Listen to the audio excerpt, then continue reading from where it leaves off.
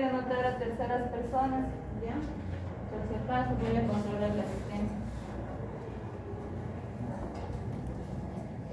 Bueno, habíamos quedado en la última clase acá, ¿no? Sobre lo que habíamos visto entre lo que es la importancia, ¿no? De esto de la parte introductoria que estamos viendo. Vemos que ya hemos dicho que para que nosotros podamos entablar para poder realizar una impresión diagnóstico o un diagnóstico presuntivo, es muy importante la parte de la semiología, ¿no? La anamnesis, realizar una adecuada anamnesis, un interrogatorio adecuado y un examen físico apropiado, ¿no? Y lo que nos va a ayudar también es la parte de epidemiología, ¿no? Donde más o menos vamos a ver que de acuerdo al lugar, ya sea de acuerdo al país, y demás cosas, pues vamos a ver que prácticamente nos va a orientar en la patología, ¿no? Porque habíamos mencionado que no en todas las patologías son prevalentes, ¿no? Como hemos dicho aquí en Bolivia, la misma malaria, como ya les comenté en la anterior clase, aquí en Cochabamba no existe, ¿no? Es más propio o endémico de lo que es el dengue. Y una vez que hayamos hecho el diagnóstico de presunción, pues obviamente tenemos que instaurar un tratamiento.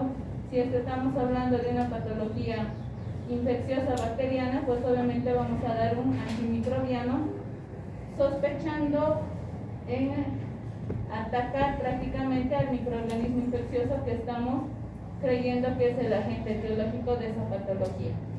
Y obviamente que cada día nosotros tenemos que evaluar a estos pacientes, ¿no? Para ver cómo están respondiendo. Si es que hay una respuesta a lo que es el tratamiento que hemos instaurado, o es que está correcto el diagnóstico de presunción con el cual el paciente ha ingresado, o pues obviamente vamos a ir aumentando diagnósticos o tal vez ir mejorando lo que es la parte del tratamiento. Dentro de lo que son las infecciones emergentes, prácticamente, ¿quién de ustedes sabe qué es una infección emergente? Inicio.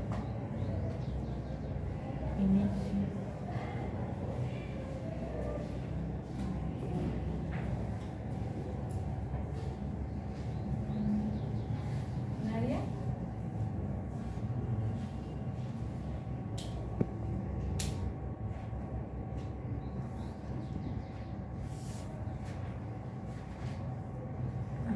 Prácticamente, pues, como se ha ido viendo en los últimos años, sobre todo en los últimos 70 años, se ha visto que se han descrito más de 300 infecciones nuevas, ¿no? O sea, que son nuevas patologías que cada vez se andan descubriendo, ¿ya? Y más o menos el 60% de todas esas patologías que se van descubriendo pertenecen a la parte de zoonosis, ¿no? Que están transmitidos tal vez por algún animal, ¿no? Y esto ha visto que esta es la aparición de estas patologías nos está obligando cada vez más a estudiar sobre todo la parte del factor ecológico, la parte socioeconómica, hablando de nosotros, y la parte ambiental. Si se dan cuenta, estos tres factores involucran pues bastante, ¿no? Si se dan cuenta, ¿cuál es una enfermedad en nuestro medio que sea de tipo socioeconómico? La tuberculosis, ¿no? Es una de las mejores ejemplos, se podría decir, ¿no? Porque prácticamente la tuberculosis lo vamos a ver tal vez muy raro en aquellas personas que estamos, digamos, entre la clase media, que somos la mayoría, o en muy raras veces los vamos a ver en los que pertenecen a la clase alta, ¿no? Prácticamente es de la clase media para abajo lo que vamos a ver esto de la tuberculosis, ¿no? Y también se debe a esto, ¿no? Porque no hay un ambiente adecuado, conviven prácticamente con los animales, a veces en una habitación conviven 10, 15, 20 personas y también conviven los animales. Entonces la tuberculosis, si se dan cuenta, nunca la vamos a poder erradicar porque un tuberculoso contagia más o menos a 1 metro a 10 personas que van a estar a su alrededor, ¿no? Y obviamente es por esa razón que de aquí en adelante, a partir de la tuberculosis y otras enfermedades, pues obviamente no las vamos a poder controlar esa parte del factor socioeconómico, pues que escapa de nuestras manos. La parte genómica o la parte genética, pues prácticamente ha hecho, se podría decir que ahorita es el gol estándar en nuestra época en la que estamos viviendo, pues porque prácticamente acá lo que vamos a hacer es que están estudiando tanto la secuencia de lo que es el ADN, de la parte del genoma, ¿no? Donde se ha visto que son más de 200 gérmenes patógenos que van a ser relevantes o importantes para el ser humano, ¿no? Entonces, si se dan cuenta, cada vez la parte genética influye bastante. Entonces, nuestras clases de genética que tuvimos en primer año o en el primer semestre, vemos que no había sido una materia porque sí teníamos que llevar, ¿verdad? Sino ahora cobra realmente importancia, porque aquí ustedes igual van a ver que la parte genética, sobre todo en la parte de la formación de la cadena del DNA con sus respectivas partes, la adenina, la guanina y demás, vamos a ver que aquí cobra bastante importancia, ¿no? Sobre todo en la parte de los patógenos, ¿no? Porque esto va a hacer que cada vez estos, sobre todo en la parte proteómica, la transcriptómica, la metabólica y la virulómica, se están transformando prácticamente en objeto de estudio, sobre todo para el área de la salud, y sobre todo se está haciendo más fuerte en la parte de investigación de las enfermedades infecciosas, ¿no? Porque prácticamente ahí se está augurando, se puede decir, el futuro de los nuevos tratamientos y los nuevos adelantos que en un futuro pues obviamente los vamos a tener. Entonces, toda esta parte de la genética pues está revolucionando bastante, ¿no? Entonces, como habíamos dicho, estos factores genéticos obviamente van a ir alterando lo que es la susceptibilidad. No solamente va a haber esta susceptibilidad a la infección, sino también vamos a ver cómo va a ser la respuesta del huésped que vamos a hacer cada uno de nosotros con las diferentes enfermedades infecciosas, ¿no? Vamos a ver que no todos los individuos vamos a enfermar de la misma magnitud o de la misma intensidad. No podemos enfermar aquí 3 personas con la misma patología, pero cada uno va a responder de diferente manera. A algunos les tocará la parte tal vez asintomática, otros enfermarán la forma leve y algunos pues enfermarán tal vez la forma grave, ¿verdad? Entonces puede ser el mismo patógeno, la misma carga viral, pero pues no todos lo vamos a representar de la misma manera, ¿no? Y eso se debe a los polimorfismos de los nucleótidos, ¿no? Que son únicos en cada genoma humano. Eso significa que cada uno de nosotros somos únicos, o sea que ninguno de ustedes, su cadena genética, su DNA se repite en la otra persona, ¿no? Y esto nos va a llevar a que vamos a tener un amplio conocimiento, sobre todo en la parte de las enfermedades infecciosas, ¿no? Entonces, vamos a ver que, como les decía en ese ejemplo, que vamos a ver que las enfermedades se van a desarrollar tal vez en una pequeña fracción de la población, con un microbio concreto que va a causar una enfermedad infecciosa, pero que algunos van a enfermar la forma grave y otros la forma leve. ¿A qué más o menos se refiere la inmunidad innata? ¿Alguien sabe o tiene idea, por lo menos? La heredada por la madre. ¿Perdón? La heredada por la madre. Más o menos. ¿Qué más, Pedro? La que tenemos en el momento de nacer. Es inmediata e inespecífica. Ya, ¿qué más?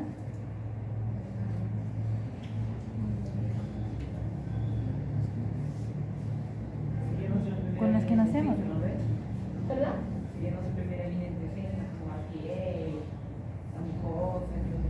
Ya, ¿qué más?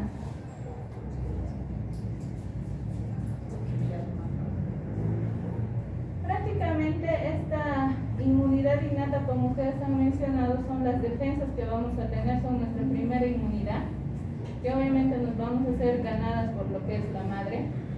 Pero acá nos dice que la identificación de estos diferentes receptores, estas inmunoglobulinas y demás que tenemos nosotros, van a ser un tipo de patrón.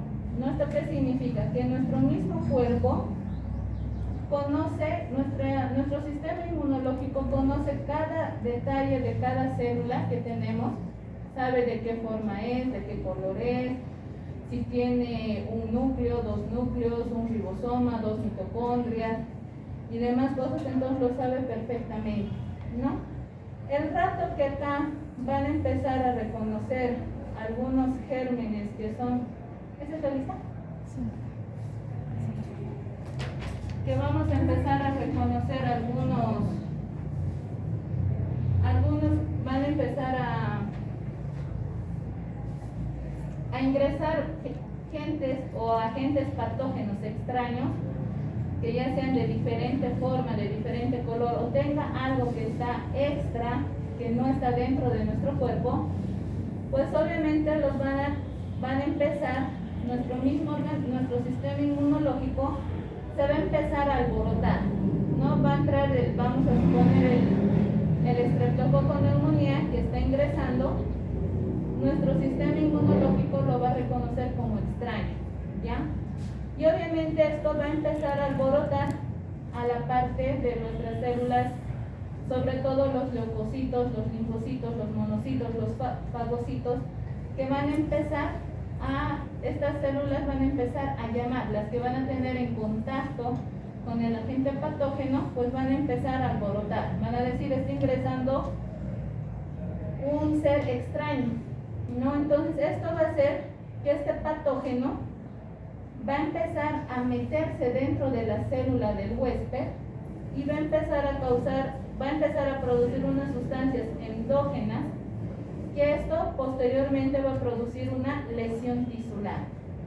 Una vez que esto ha empezado con esta lesión tisular, pues obviamente nuestro sistema inmunológico se va a alborotar más todavía. ¿Por qué? Porque si estábamos teníamos un hábitat normal o equilibrado, con el ingreso de este agente patógeno su información genética es tan sabia que va a hacer que nuestra célula empiece a producir sus sustancias y empiece a multiplicarse a este agente patógeno en cantidades, se podría decir, numerables, ¿no? Va a empezar a cambiar el código genético y pues la multiplicación va a ser de 10, de a 100, de a 500, de a 1000, dependiendo de cómo está viniendo esta carga viral.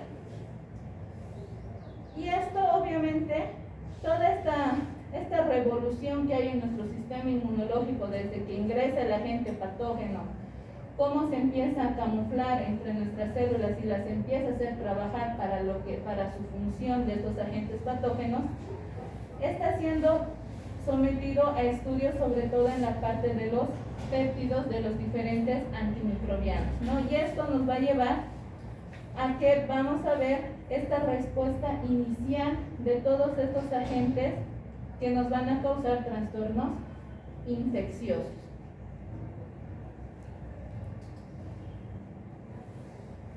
¿A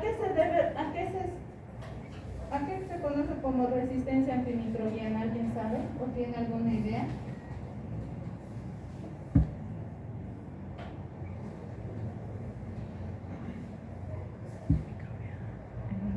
Joseph Centeno.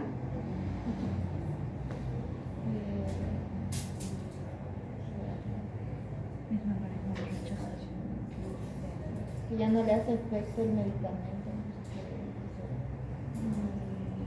Vas por ahí, pero ¿qué será?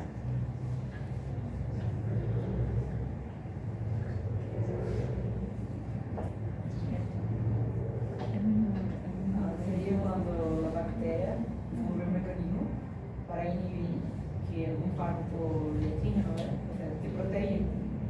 Entonces, va a desarrollar varios tipos de, no me acuerdo ahora, pero varios tipos de mecanismos para que no sea muerto. O sea, es por eso que desarrolla la resistencia. Ya, vamos por ahí. Mario, a ver quién más. Andrea Aguilar.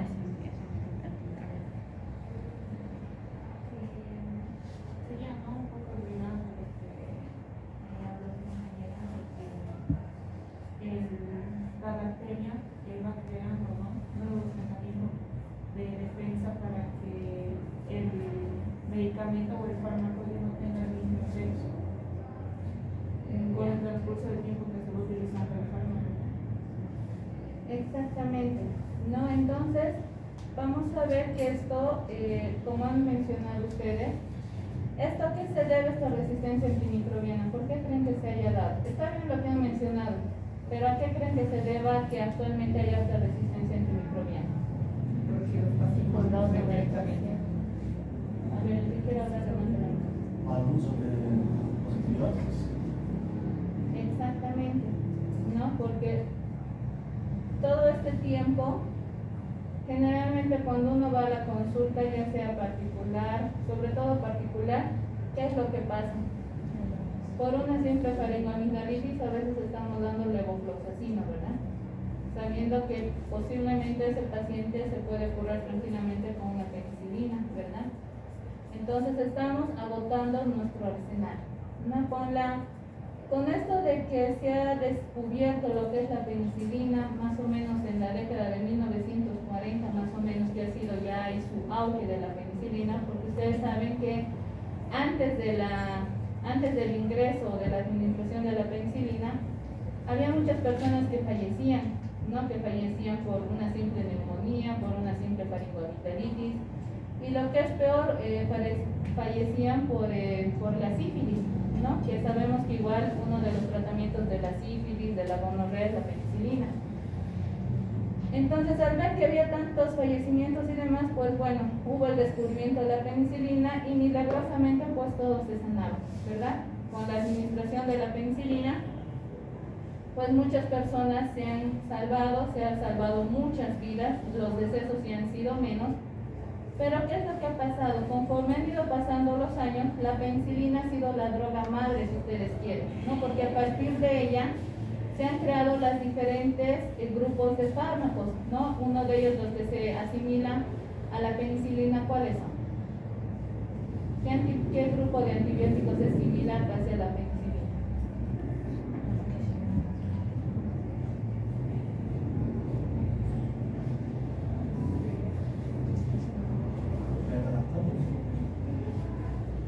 Natalie Dayana.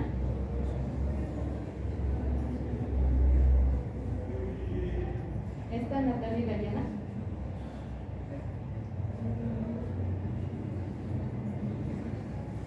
¿Quiénes se asemejarán?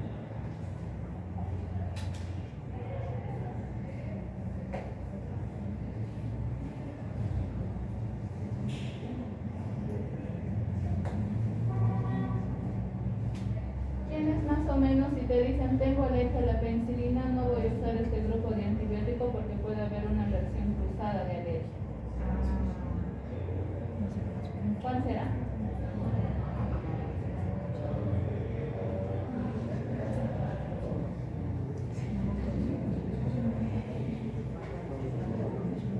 Adriana Peñafiel.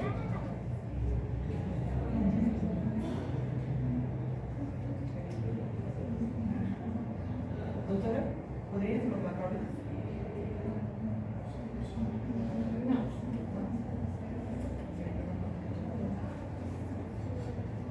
¿Está Adriana Peñafiel? Conte que si no levantan su mano cuando mencionen sus nombres, lo voy a borrar de la lista.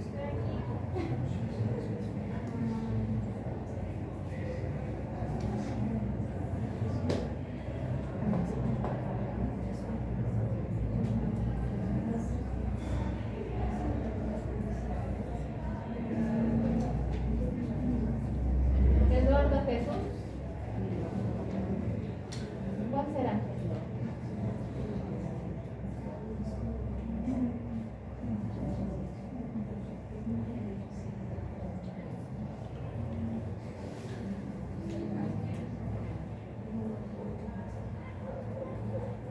Las cefalosporinas, ¿no? A partir de la penicilina se han ido creando muchos, las cefalosporinas, como ha mencionado también los macrólidos, los aminoglucósidos, las fluoroquinolonas, los carbapenémicos, las tetraciclinas. Entonces todo esto ha sido que gracias a este desarrollo de los nuevos antibióticos y sobre todo de las grandes cadenas bioquímicas que son las que van experimentando y van lanzando sus productos, obviamente esto se ha ido enlenteciendo conforme ha ido pasando los años, ¿no?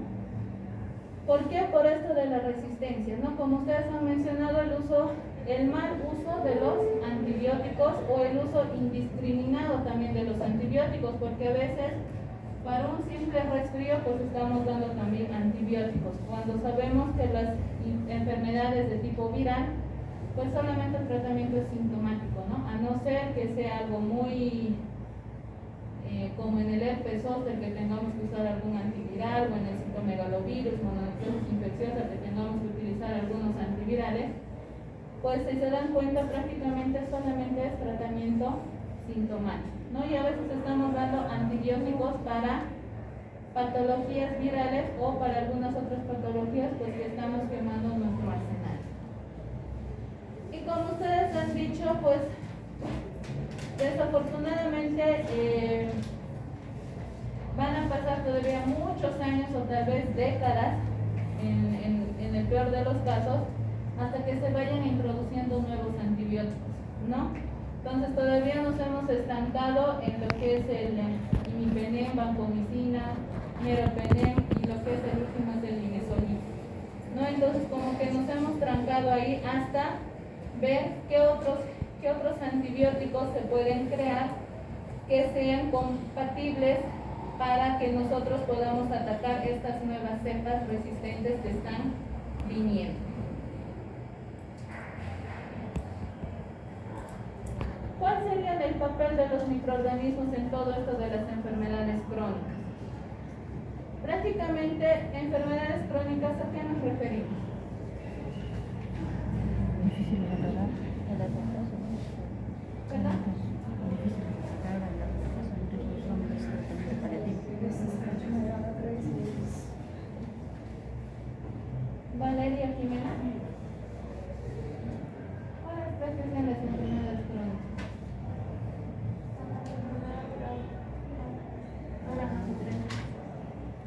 Ya, ¿verdad? Me mencionó.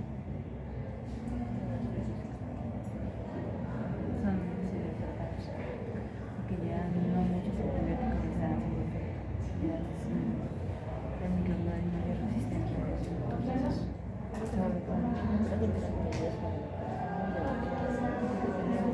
la enfermedad que estamos hablando ahorita del microorganismo más el antibiótico.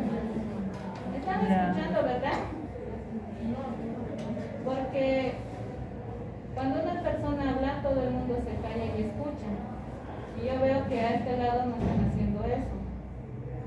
Entonces hay que aprender a escuchar por respeto a la persona que está hablando. A ver, ¿qué ha dicho la que está de Rosalito? ¿Qué ha dicho tu compañera?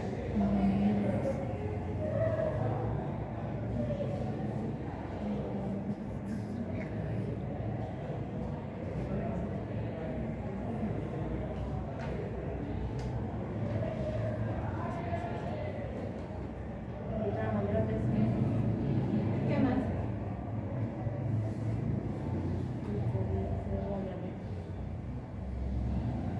Pues hasta ahorita eso tu compañera no ha mencionado. Claro, es que no vas a escuchar porque estás hablando, ¿verdad? Entonces, si no les han enseñado en sus casas, cuando una persona habla, todo el mundo se calla y escucha. Y eso es falta de educación. Y eso yo no les voy a enseñar aquí en la universidad. Eso se aprende en la casa. Entonces, como ha mencionado su compañera, son aquellas enfermedades que no tienen cura. Los mejores ejemplos, ¿cuáles son? Hipertensión, diabetes, las enfermedades oncológicas que también mencionó su compañera, que van a ser una causa de que estos pacientes pueden tener una base infecciosa. Si se dan cuenta y van visto tal vez en sus rotaciones de endocrinología, que tal vez lo van a ver, los diabéticos son aquellas personas que pues tienen más predisposición a tener infecciones urinarias, neumonías. Los pacientes oncológicos tienen todo el derecho de tener las diferentes infecciones y sobre todo los pacientes inmunodeprimidos también. Sobre todo lo que hemos mencionado en la anterior clase de la patología de lo que es el virus de la inmunodeficiencia humana, o que puede ir a su siguiente etapa en el síndrome de la inmunodeficiencia adquirida, ¿verdad? Entonces estos pacientes que ya tienen una patología de base son un poco más susceptibles a estas enfermedades infecciosas. Y esto nos va a dar a que vamos a tener que hacer la detección de estos microorganismos, que en algunos casos muchos de ellos no van a ser de crecimiento rápido o de fácil detección, ¿no? Entonces a esto se lo llama microorganismos incultivados, ¿no? Para esto pues están utilizando el personal de bioquímica que trabaja en el laboratorio, sobre todo están descubriendo y están viendo nuevas técnicas para poder descubrir estos gérmenes que son incultivables, ¿no? Sobre todo haciendo el análisis del 16-sRNA, ¿no? Y esto va a ser, con esta nueva técnica, pues van a empezarse a descubrir estos microorganismos que van a ser responsables de algunas enfermedades que no son infecciosas o que en su debido momento pues van a tener un papel importante en esto de las afecciones de aquellas patologías que los vamos a considerar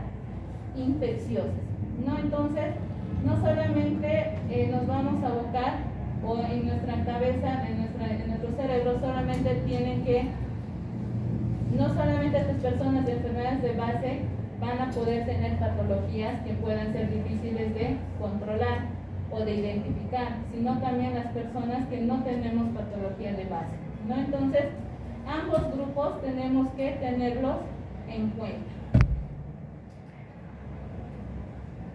¿Qué entienden por principios del tratamiento antiinfeccioso?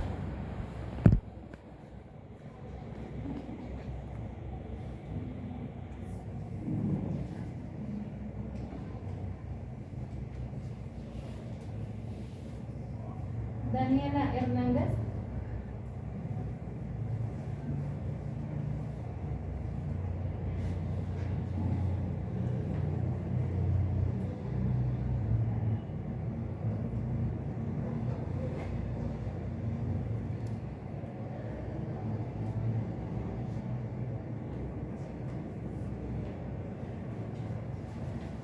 Juan Manuel Pablete. Doctor, puede ser en relación por ejemplo, el tratamiento cuando se da, puede ser clínico o así. Ya. Dominic González.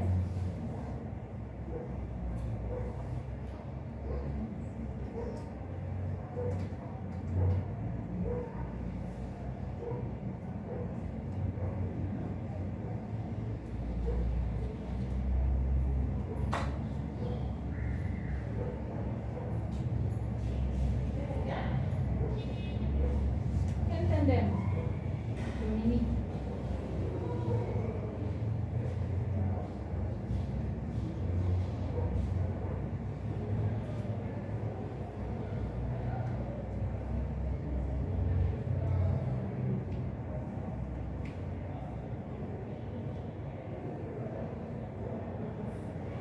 Bueno, prácticamente como su compañero ha comentado, aquí ya vamos a irnos introduciendo un poquito sobre, vamos a dar una pequeña introducción, se podría decir, a la parte de los antimicrobianos, ¿no? ¿Cómo vamos a poder nosotros atacar o combatir las diferentes enfermedades infecciosas?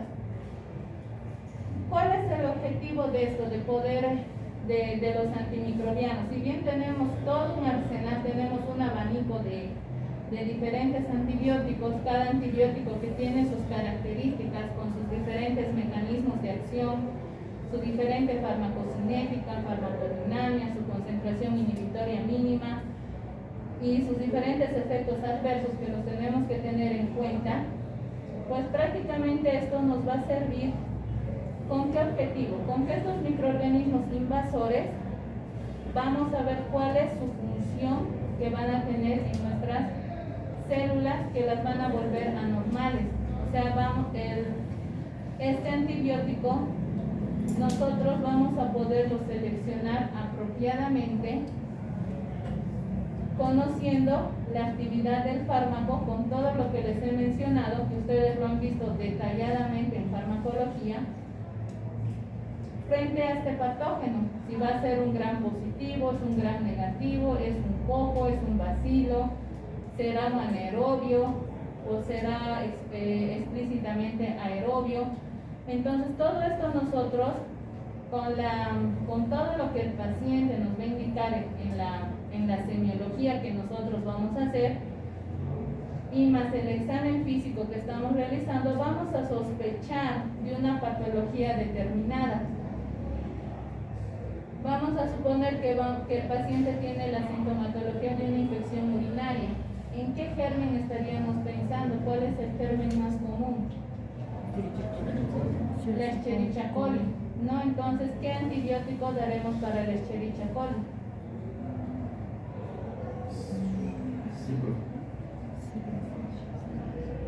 ¿Verdad? Ya, las fluoroquinolonas nos sirven. ¿Qué más?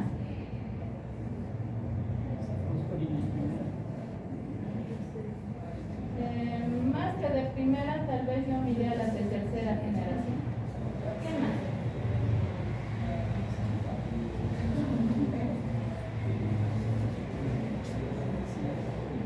¿Qué otro tipo de antibiótico más podríamos usar frente a la Escherichia coli?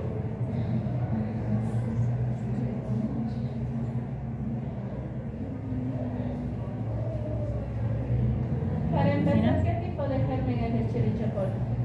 De ahí tenemos que partir todo, ¿no? Es un gram negativo. Entonces, ¿cuál es el grupo farmacológico o antibiótico que ustedes quieren que tiene más predilección por los gram negativos? Está bien lo que me han mencionado las fluoroquinolonas, las cefalosporinas, pero hay un grupo que es más afín para, más selecto, se podría decir, para los gram negativos. ¿Cuál sería?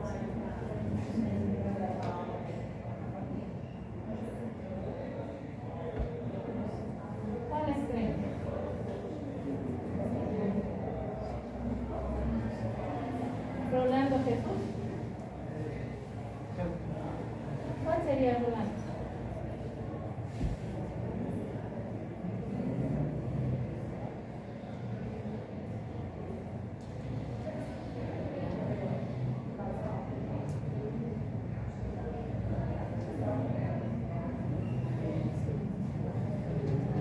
Los aminoglucósidos, ¿verdad? ¿Cuál es la...? Entonces, si vemos, tenemos un arsenal, pero obviamente el tratamiento es individualizado. No a todos podemos dar penicilinas, no a todos vamos a dar aminoglucósidos, no a todos vamos a dar las fluoroquinolonas.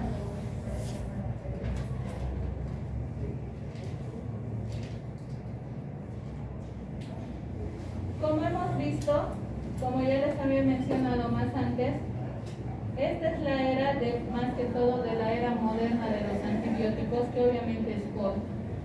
Si se van dando cuenta, cuando ustedes vayan a sus rotaciones, y si es que tienen la oportunidad de ver la parte de los laboratorios, sobre todo en la parte de los cultivos, vamos a ver que cada vez estos gérmenes se vuelven más resistentes y cada vez la resistencia antimicrobiana pues cada vez es mayor, ¿no? Y la sensibilidad que vamos a tener es menor.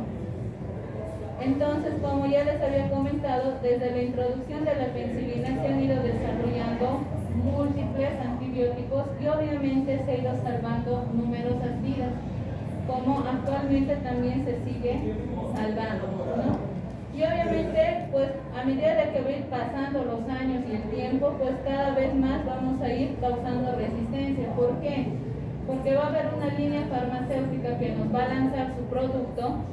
Vamos a suponer un antibiótico X que ha aparecido recién el día de hoy. Entonces van a empezar a promover a los diferentes hospitales y centros de salud. Generalmente eso lo hacen los visitadores médicos, y pues obviamente el médico, por probar, pues va a empezar a recetar, ¿no? Y va a ver que va a haber resultados, y pues obviamente ahí los mismos agentes patógenos pues van a empezar a estudiar también a las partículas de los antibióticos, y eso obviamente no es beneficioso para nosotros, ¿no? Entonces cada vez que una línea farmacéutica lanza un producto, lo han estudiado en animales, todo eso, y después después de que han pasado toda la etapa de haberlos estudiado en los animales de laboratorio y demás, pues la siguiente etapa, o la fase final se podría decir, es ya experimentar en un inicio en personas, ¿no? Y después vamos a ir viendo cómo es esta reacción, si sirve, no sirve, o qué tan beneficioso va a ser para el paciente. ¿A qué llamamos tratamiento empírico? ¿Alguien que tenga más o menos una idea? Cuando sospechamos de algo, Cuando hicimos en cierto punto. como el cultivo de tarde un poquito, ¿no? Y no debíamos ver paciente sufrir, y empezamos con antibióticos, un poco más débil. Ponemos de nuevo, cuando vuelve el paciente y tenemos un cultivo y sale el germen que se trata, es el antibiótico, sin tratamiento correcto que tiene el paciente. Más o menos es lo que ha dicho su compañera, ¿no? Entonces, el paciente viene con la sospecha de que ya es una neumonía. Entonces, ¿cuál es el tratamiento para una neumonía? ¿Qué antibiótico ustedes van a seleccionar?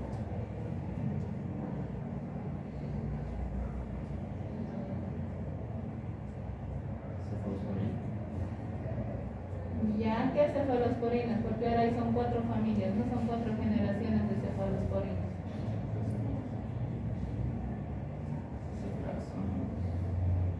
¿Ya qué grupo pertenecerá a la ceftriaxona? De tercera generación, ¿verdad? ¿Qué otro más?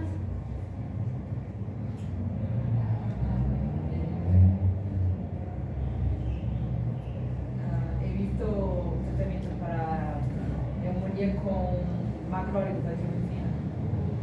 ¿Ya en qué tipo de neumonía se utilizan los macrólidos? Porque no en todas las neumonías se utilizan los macrólidos. Sería la debilidad de la comunidad.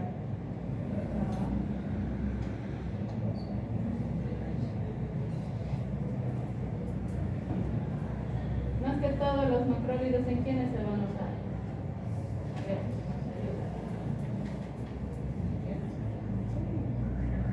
Kevin Chávez. ¿En cuál se utilizarán los macrólidos? ¿En qué tipo de neumonía?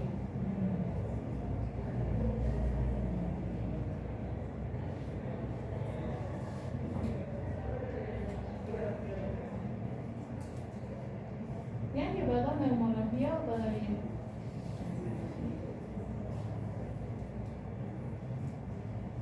Hay una neumonía, la que es la típica, ¿no? La neumonía del viajero también, ¿no? Entonces, en esas personas en el Medio Oriente, donde hay más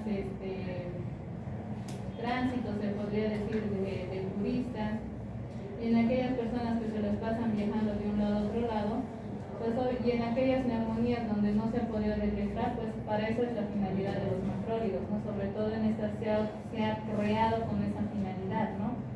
De que los macrólidos se utilizan para las neumonías atípicas o las neumonías del viajero, ¿no? Y obviamente en la actualidad lo hemos indiscriminado también a la citromicina. ¿En qué patología actualmente? En el COVID, porque si se han dado cuenta, en 2020, cuando ya hemos entrado en pandemia, todo era acitromicina, ¿verdad? Acitromicina, dexametasona y no sé qué cosas más hemos utilizado hasta agotar todo nuestro arsenal, ¿verdad?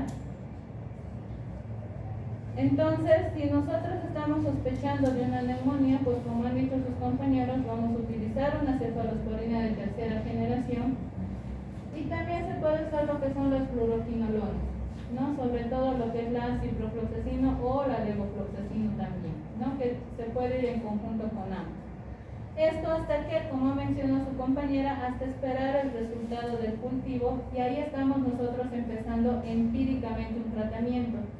Se podría decir que estamos empezando a ciegas, ¿no? Pensando en que el agente etiológico de la neumonía, ¿cuál es? El más común en el adulto. El Streptococcus pneumoniae, ¿verdad? Entonces estamos lanzando empíricamente, porque ustedes saben que la neumonía, si bien el Streptococcus pneumoniae es el agente más frecuente, pero también existen otros, existen las Klebsielas, existen las Euromonas, las Cinetobacter y demás cosas, ¿verdad? Y obviamente en los niños, pues, ¿en qué tipo de germen vamos a pensar? ¿O será el mismo agente patógeno en los niños?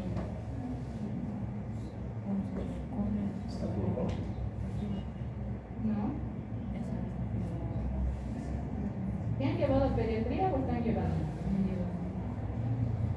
¿Qué es lo que más recetan los pediatras?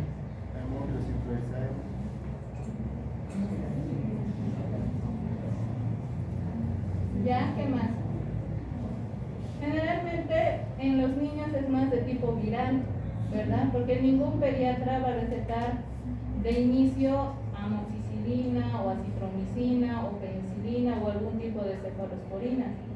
Generalmente en los niños es más sospecha viral, porque si se dan cuenta o si es que están rotando pediatría o ya han llevado, generalmente van a empezar a dar solamente ibuprofeno, paracetamol, algunos tipos de descongestionantes nasales. Y si la cosa va bien, en 5 días pues ese neonato o ese niño va a salir, porque es una enfermedad viral, ¿no? Pero si esto sí se puede llegar a complicar después de los 5 días por una infección bacteriana, ¿no? Entonces, si se dan cuenta, tienen que tener también esos conocimientos, ¿no? Si van a empezar de inicio en un niño que está con un resfrío común y le dan amoxicilina, entonces obviamente no va a dar, ¿verdad? Entonces eso también ustedes tienen que tener en cuenta, tienen que empezar a desempolvar el conocimiento de todo lo que han empezado a almacenar, pues ya tienen que ir viendo, ¿no? Si es un niño, obviamente lo primero es viral. Igual en la gastroenteritis en el niño es más viral, ¿no? Y en el adulto pues ya será parasitario, será bacteriano y serán otros gérmenes, ¿no? Obviamente esto va a ser hasta que salga un cultivo, ¿no? Y el cultivo, como mencionó su compañera, pues tarda entre 48 a 72 horas, ¿no? Inclusive algunos tardan hasta 5 días en salir.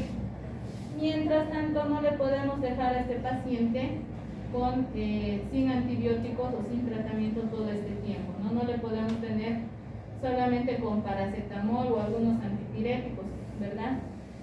Pero no solamente tenemos que ver esa parte, sino también tenemos que ver la parte de la localización. No puede ser un absceso en cualquier parte del cuerpo, o puede ser que esto hay que ver también de acuerdo a la sensibilidad que va a tener estos microorganismos frente a los antimicrobianos que vamos a utilizar, ¿no? Entonces, si se dan cuenta, es todo lógica, ¿no? Ustedes es cuestión de que empiecen a enlazar y hacer pequeñas cadenas con los diferentes agentes, y obviamente eso nos va a dar más chance para la parte de los antibióticos. Obviamente hay que pedir lo que son los exudados. Ante todo exudado purulento que va a salir de nuestro cuerpo, tenemos que cultivarlo. Llámense abscesos, llámense la secreción traqueal, llámense sangre, orina, heces, líquido cefalorraquídeo. De lo que estemos sospechando donde esté la infección, pues obviamente los vamos a cultivar. ¿Cuál es el momento ideal para el cultivo?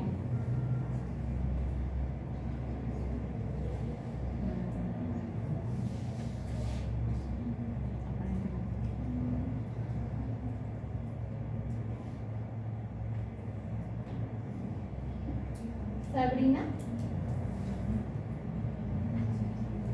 ¿cuál sería el momento ideal para tomar cultivo? ¿O es indiferente en cualquier momento?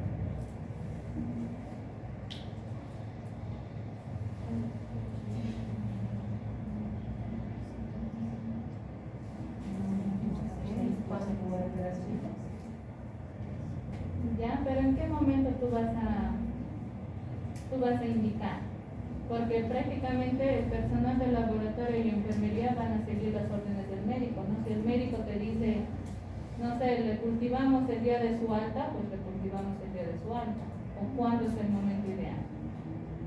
Así que ya, el momento del ingreso, ¿no?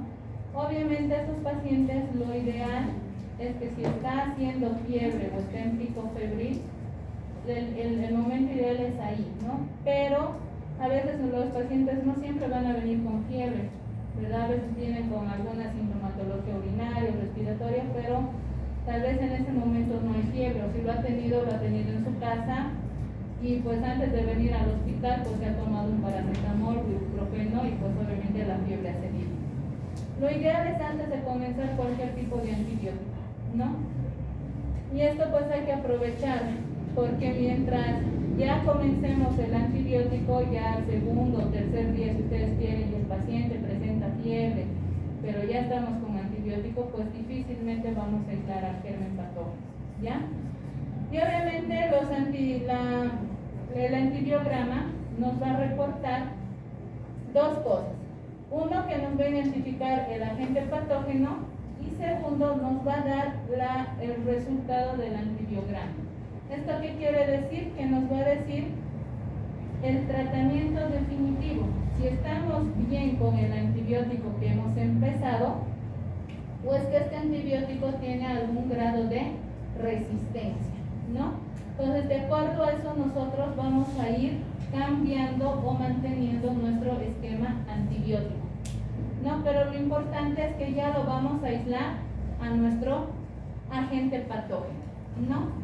Y obviamente el tratamiento definitivo pues va a ser gracias al cultivo, ¿no? Porque ahí ya lo vamos a identificar a nuestro agente etiológico, vamos a determinar gracias al resultado del cultivo el fármaco que nos va a servir para poder combatir a este agente patógeno y poder optimizar la respuesta que nosotros necesitamos para que ese paciente pues se vaya a la casa con un tratamiento definitivo, o en el peor de los casos que se tenga que quedar en el hospital a recibir el antibiótico, ¿no? Porque sabemos que no todos los antibióticos hay vía oral, ¿no? Uno de ellos es el imipenem, vancomicina, que lastimosamente una vez que se empiezan estos medicamentos, estos antibióticos, el paciente se tiene que quedar 7 a 10 días en el hospital.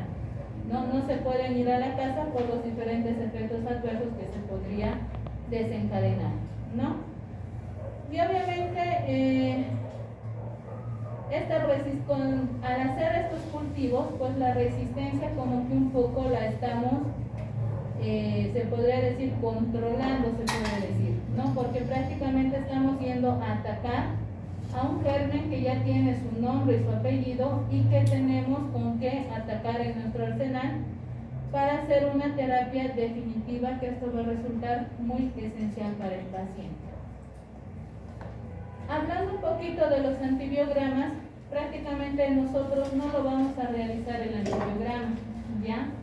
Pero sí, como cultura general, si ustedes quieren, debemos saber qué tipos o qué variaciones o qué métodos de antibiogramas existen, porque puede ser que el bioquímico venga y te diga, echa el antibiograma con la difusión en disco, y nosotros pues no podemos quedarnos en nuestras cabecitas con nuestro signo de interrogación y decir de qué está hablando, ¿verdad? Entonces tenemos que tener algún pequeño conocimiento también en lo que es esto de la microbiología, ¿no? Que esto lo han visto igual en sus clases de microbiología, bioquímica y demás, donde hay tres tipos, ¿no? La dilución seriada, la difusión en disco y la difusión en gradiente, ¿no? Esta dilución seriada prácticamente lo diluyen el antibiótico en el caldo de cultivo, ya sea en esos agares, ¿no? Que han visto en sus prácticas de bioquímico, de microbiología, donde les han debido mostrar el agar sangre, el agar chocolate y demás situaciones, donde los mezclan ahí junto con el agar, el antibiótico, y obviamente ahí es donde van a empezar a sembrar el líquido que queremos cultivar, llámese sangre, llámese orina, líquido cefalorraquídeo, heces, o la secreción traqueal, y esto nos va a dar que prácticamente una mitad de lo que están diluyendo, pues obviamente va a haber un resultado. Lo que es más utilizado es la difusión en discos. Prácticamente es igual en esas cajitas de Petri donde se hace la siembra. Una vez que han hecho la siembra en el diferente caldo, ponen pequeños discos o tabletas de los diferentes antibióticos, ¿no? Donde más o menos el mismo bioquímico dice, bueno, están sospechando de una infección urinaria, entonces posiblemente sea la Escherichia coli. Entonces empiezan a sembrar lo que son los discos de antibiótico, y obviamente esto van a empezar a hacer unos halos, ¿no? Donde ahí nos van a decir si es sensible o es resistente. Y la difusión de gradientes pues prácticamente es igual a la difusión en disco, nada más que esta prueba se va a utilizar, en vez de utilizar los discos de papel, estos usan tiras impregnadas con el antibiótico, ¿no? Y esto obviamente igual lo van a sembrar, y pues obviamente en el largo de la tirita igual van a ir desprendiendo un halo para ver la resistencia.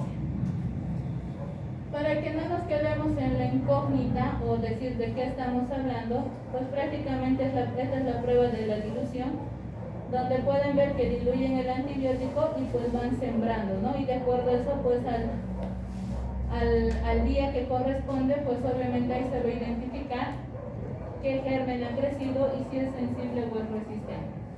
Y esta es lo más común que lo han debido averiguar, ¿no? Donde se siembran, aquí están los diferentes discos de las tabletitas, donde van a ver que de acuerdo al halo, pues van a ver si es el halo bastante amplio, significa pues que hay una sensibilidad, ¿no? Pero si el halo es pequeñito o casi nada, pues significa que hay resistencia, ¿no? Entonces, esto más o menos es como cultura general para que sepamos, porque a veces el bioquímico viene y te pregunta, ¿no? A veces quiere investigar o indagar un poquito más sobre el paciente y te empieza a preguntar acerca de la clínica y demás, entonces para que él también pueda, en caso de que el crecimiento sea difícil o es que está creciendo un germen resistente, pues obviamente va a empezar a indagar, ¿no? Y para no quedarnos con la incógnita, pues conocerlos. Obviamente nosotros tenemos que saberlos interpretar, ¿no? Ver este antibiograma, porque no solamente es decir, bueno, ha salido una Escherichia coli cepable y me quedo ahí.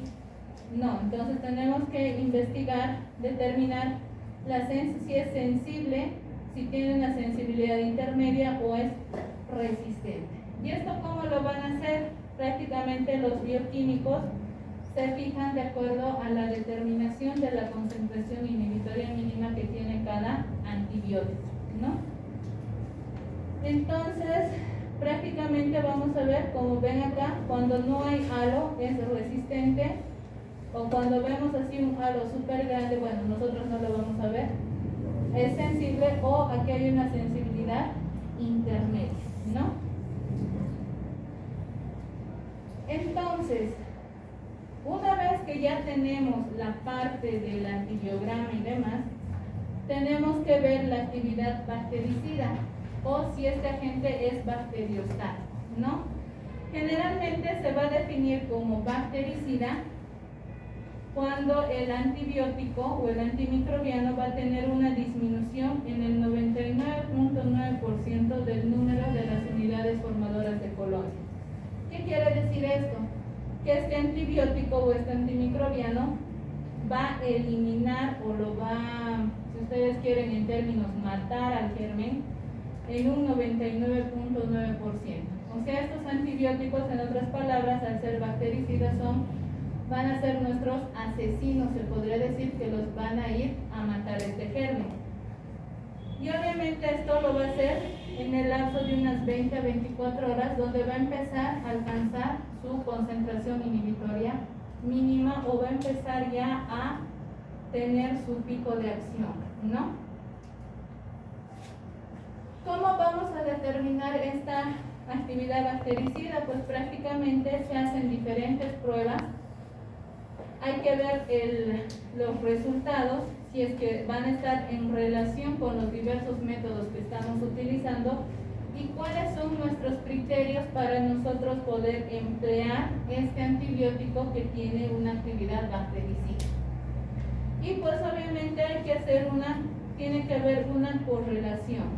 Generalmente es una correlación a veces imperfecta al inicio entre la actividad bactericida que se hace in vitro, porque puede ser que in vitro este antimicrobiano sea el 90% eficaz, pero ya ponerlo in vivo en nosotros, pues prácticamente hay que ir viendo la evolución, ¿no?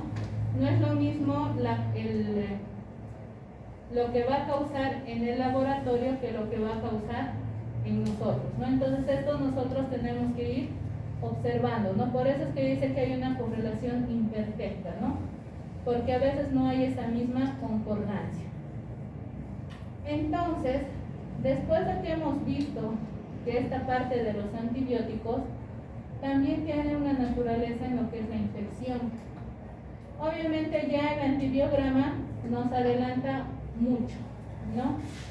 Y esto va a suponer que debemos demostrar ahora la actividad en el medio de la infección. Algunos antibióticos, no todos, van a poder atravesar algunas barreras. Generalmente la barrera o la parte que les cuesta más penetrar a los antibióticos, ¿cuál es? El líquido cefalorraquídeo o la barrera hematoencefálica, si ustedes quieren, ¿no? Generalmente cuando deben estar viendo en neurología, cuando van a ver la parte de meningitis, obviamente ahí los antibióticos doblan, duplican o a veces triplican la dosis del antibiótico que se debe dar, ¿no? Hay otros sitios donde el antibiótico prácticamente solamente necesitan entrar y van a ser inactivados por algunos factores que esto les va a impedir tal vez realizar su acción, o también en otros que pues obviamente va a ser de fácil ingreso, ¿no? Entonces eso hay que ver. Todo esto se da a través de si es que va a haber una menor potencia, o es que el pH va a estar bajo, o es que va a haber menor tensión de oxígeno o mayor tensión de oxígeno. Entonces todo eso el antibiótico pues ya va a ir viendo cómo vamos a ver. En relación a esto de los factores del huésped, ya prácticamente estamos hablando acá ya de nosotros. Ya hemos hablado un poco de los agentes patógenos, hemos hablado ahora de los antibióticos y ahora nos toca hablar de nosotros, ¿no? Pues prácticamente acá tenemos que demostrar que todo lo que ha pasado in vitro con esto de los cultivos y demás, qué tanto nos va a servir a nosotros, ¿no? Y hacer la elección. ¿Por qué? El antibiograma nos va a dar toda una lista de antibióticos. No nos puede dar hasta una lista de 10, 15, 20 si ustedes quieren, pero ¿cuál de todos esos vamos a utilizar nosotros? Porque no vamos a utilizar los 20 antibióticos que nos va a dar el antibiograma. Entonces tenemos que ver cuál nos va a ser de mayor beneficio, cuál le va a causar el ver los efectos adversos, ver la parte de las reacciones alérgicas. Y todo esto tenemos que ver, y eso ustedes lo han visto en la parte de los efectos adversos de los diferentes fármacos. No a todos respondemos de la misma forma, ¿no? Entonces para esto nosotros tenemos que ver que tenemos diferentes factores específicos del huésped. Y eso los vamos a ir viendo. Lo primero que ustedes tienen que hacer antes de prescribir un antibiótico, sobre todo, ¿cuál es el grupo de antibióticos que está causando más alergias? Las penicilinas, ¿verdad? Entonces, tenemos que preguntar antecedentes o reacciones alérgicas a cualquier antibiótico o antimicrobiano que hayan podido tener. Cuando uno tiene alergia o responde con un rash alérgico, pues lastimosamente tenemos que acordarnos qué hemos hecho ese día, qué hemos tomado o ante qué sustancia nos hemos puesto en contacto, ¿verdad? Si ha sido un antibiótico, ya sea amoxicilina, pues obviamente ese paciente se tiene que acordar de por vida, y si alguno de ustedes acá es alérgico, sabe con nombre y apellido a qué medicamento o a qué agente o a qué partícula es alérgico, ¿no? Porque hay alergia al polvo, al polen, al pelo del perro, del gato, y por último pues a los antibióticos, ¿no? Y no solamente a los antibióticos, sino también se ha estado viendo en estos últimos años que están apareciendo alergias al diclofenaco, al complejo B, al paracetamol. Entonces no solamente son los antibióticos. Obviamente estas alergias, como ustedes han ido viendo, tal vez van a ver en dermatología más adelante, que pues las alergias van desde la forma más leve, como es un rash alérgico, como pueden ver, como unos abones sobrelevantados en la piel acompañado de prurito, o las formas más graves, ¿no? Como este de acá, que aparentemente parece ser un quemado, ¿verdad? Pero en sí no lo es. No estamos hablando aquí de un Steven Johnson, ¿no? El Steven Johnson es la forma más grave de una reacción alérgica, y pues él lo simula como si fuera un gran quemado, ¿no? Y el antecedente es que pues prácticamente tomó un antibiótico y pues su cuerpo reaccionó de esa manera, ¿no? Y obviamente a estos pacientes se los considera como grandes quemados, porque ustedes saben que a través de la piel se pierden líquidos, se pierden electrolitos y demás cosas, ¿no? Entonces hay que tener mucho cuidado con la parte de la administración de los medicamentos. Otra situación especial son la parte del embarazo. Ustedes saben, si han llevado o están llevando ginecología, no todos los antibióticos están adecuados para la parte ginecológica. Existe una clasificación, diferentes categorías en las cuales el ginecólogo pues obviamente se va a basar, ¿no? Y esto sobre todo porque hay muchos antibióticos que van a causar daño a nivel fetal, no ya sea en la parte de su formación o inclusive en la parte de la mujer embarazada, ¿no? Porque a veces consumen antibiótico, pues y obviamente a veces se produce esta discromía, ¿no? De la coloración de los dientes, que se vuelven un poquito más, se hiperpigmentan, se podría decir, ¿no? Y esto es prácticamente secundario a lo que son las tetraciclinas, ¿no? Que hay que tener igual cuidado con la tetraciclina. La edad también es bastante importante, ¿no? Porque no todos podemos dar los mismos antibióticos, ¿no? ¿Por qué? Si bien las tetraciclinas causan alteración en el desarrollo dental, la discromía y demás cosas, pero ¿qué es lo más importante acá también? Que algunos causan destrucción o erosiones en el cartílago de crecimiento. Por eso es que en los niños, si ustedes se van a dar cuenta en sus rotaciones de pediatría, no se dan fluoroquinolonas, no más es penicilinas, cefalosporinas, ampicilina, en algunos casos hasta usan gentamicina, y si estuviera sospecha de una sepsis neonatal por una ruptura prematura de membranas y demás. Entonces, no van a ver nunca utilizar una ciprofloxacina, levofloxacina o norfloxacina en un paciente pediátrico, ¿no? Por esta razón, no porque destruye el cartílago de crecimiento, ¿no? Entonces, si se dan cuenta, también tenemos que tener en cuenta esto de la edad para que nosotros podamos dar estos tipos de antibióticos a las diferentes personas. Otra de las razones que también nosotros tenemos que tener en cuenta es que la mayoría de los antibióticos, por no decir casi el 90%, se eliminan a través de la vía renal y la vía hepatobiliar, ¿no? Entonces estas son las principales vías de eliminación de estos antibióticos, y pues hay muy pocos antibióticos, si se dan cuenta, que no van a necesitar ajustar a la función renal. O sea, ¿eso qué significa? Si en la parte de nefrología han debido ver en una insuficiencia renal, o cuando hay una insuficiencia renal aguda de tipo renal o prerrenal, prácticamente los antibióticos no se dan a las dosis plenas. No vamos a suponer el imipenem, por ejemplo, que es uno de los antibióticos que se ajusta. Generalmente la dosis va de 500 miligramos cada 6 o cada 8 horas. En un paciente renal o que está empezando con una falla renal y queremos intentar salvar ese riñón, pues obviamente no va a no se va a dar esas dosis plenas, no se da a veces 500 cada 24, o inclusive en lo que es la vancomicina se puede dar hasta 500 o 1 gramo cada 48, cada 96 horas. Entonces todo esto se ajusta de acuerdo al filtrado glomerular, ¿no? Entonces hay muy pocos como la nafcilina, la ceftriaxona, la citromicina, el inesolil, la doxiciclina, pues que estos tal vez no necesitan ese ajuste de la función renal, ¿no? O sea que podemos dar tranquilamente en la dosis que corresponde, ¿no?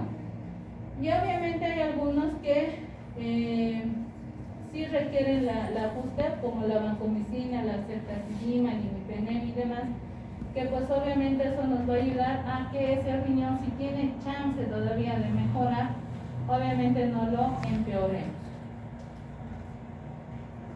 Con relación a esto de la interacción medicamentosa, prácticamente es importante saber escoger también el grupo de antibióticos, ¿no? Y para eso nos sirve sobre todo la parte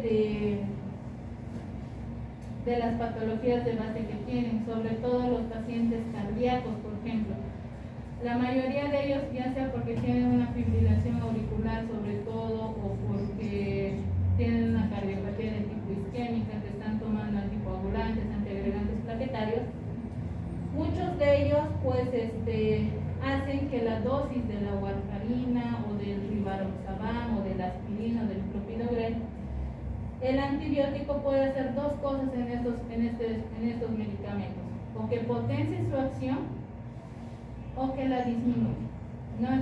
Entonces esa parte a nosotros no nos conviene, ¿verdad? Porque si vamos a hacer que potencie la acción, vamos a hacer que la warfarina, el clopidogrel, la aspirina, el rivaroxaban, pues actúe de forma mucho más potente, o sea, le vamos a potenciar su acción a unas 10, 15 o 20 veces más. Y ese paciente pues va a tener el riesgo de sangrado, ¿no? Pero lo contrario, ¿qué va a pasar si el antibiótico que lo vamos a meter va a disminuir su acción? O sea, significa que si este antibiótico, la warfarina, tenía que mantener una actividad de más o menos entre 1 o 2, el antibiótico, si lo va a disminuir su acción, pues obviamente va a hacer que trabaje a menos de 1 o menos de 2, ¿no? Entonces lo va a enlentecer, se podría decir, su acción, ¿no? Entonces eso también nosotros tenemos que tener en cuenta, ¿no? Si se dan cuenta, todo esto no solamente es lanzar el antibiótico, darlo porque sí. Hay muchos factores, hay muchas cosas que debemos saber antes de administrar el antibiótico o el diferente a qué germen vamos a determinar. No sé si tienen alguna duda, pregunta tal vez, algo que no les haya quedado claro o todo está claro, o en el peor de los casos no han entendido nada.